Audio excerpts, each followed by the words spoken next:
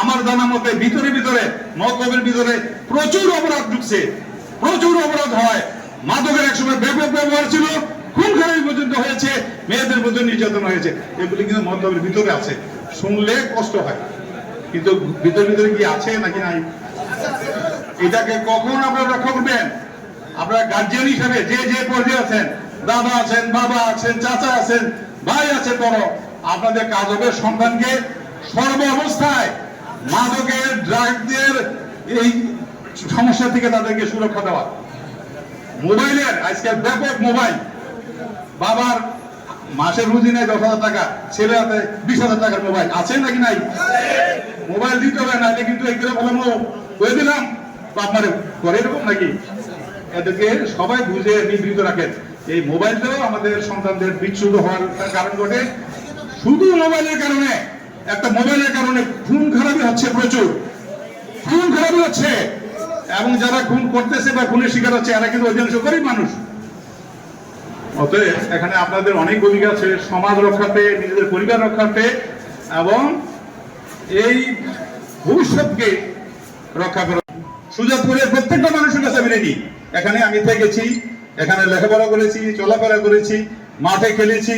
তো আমার এখানে আসার একটাই কারণ, আমার ওই ঋণ যে এখানকার অনেক গরিব মানুষ আমাকে খাবার দিছে, আশ্রয় দিছে, এরকম অনেক ছাত্রছাত্রী দিছে, এরা অনেকে মানুষ হয়েছে, অনেক ভালো ভালো জায়গায়, এমন যে আমার থেকে ভালো জায়গায় গেছে।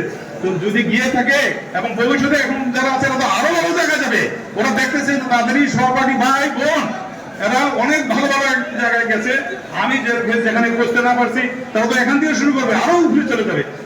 কাল্লা ভাবে আপনাদের এলাকার ভাবে যদি এই শিক্ষা প্রতিষ্ঠানকে আপনারা সবাই মিলে রাজনীতির ঊর্ধ্বে থেকে যদি আপনারা এটাকে সবাই নিরাপত্তার ব্যবস্থা করেন, শিক্ষক বৃন্দকে আপনারা সহায়তা করেন, ছাত্র শিক্ষক পরিবেশ বজায় রাখেন, এটার ভিতরে রাজনীতি ঢুকাবেন না, এটার ভিতরে রাজনীতি ঢুকাবেন না। এই শিক্ষা প্রতিষ্ঠান যত ভালো থাকবে আপনারা ভবিষ্যতে ভালো থাকবেন, আপনাদের যাদের বয়স হয়ে গেছে আপনার সন্তানরা ভালো থাকবে, যাদের জন্য আপনাদের অনেক মায়া মহব্বত, ছেলে এরপরে নাতি নাতি এরা ভালো থাকবে।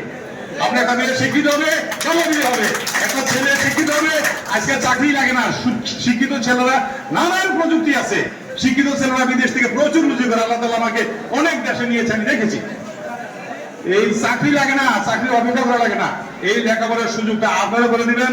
আমি বিশ্বাস করি এই কলেজের সমস্ত শিক্ষক মন্ডলী, প্রিন্সিপাল নেতৃত্বে ওনারা আন্তরিক, পরিবেশটা আপনারা সহায়তা করবেন। বান্ডেল থাকলে প্রতি সেনমানিতে টাকা বাঁচবে। বিকাশ সেনমানি বান্ডিল কিনে জিতুন প্রতি লেনদেনে।